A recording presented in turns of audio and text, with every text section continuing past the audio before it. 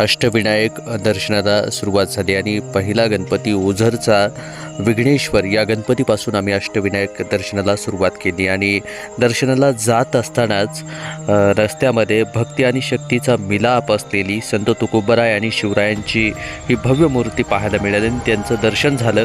तिथून पुढे ओझरच्या गणरायाच्या मंदिरामध्ये प्रवेश करतानाच म्हणजे प्रवेश केला आणि गाभाऱ्यामध्ये प्रवेश करून पाहिलं तर आरती सुरू होती आणि आरतीचाही लाभ मिळाला. आरतीला सुरुवात झालेली होती आणि मी आरतीसाठी थांबलो आणि आम्ही सर्वजण आरतीला थांबलेलो होतो. ती बच्च कंपनीसुद्धा आरतीला थांबलेली होती आणि आरती झाल्यानंतर अनेक जण त्या ठिकाणी जोडप्यानं आरती करत होती आणि त्यानंतर आम्हाला आरती देण्यासाठी ते पोहोचले. आम्ही आरती घेतली.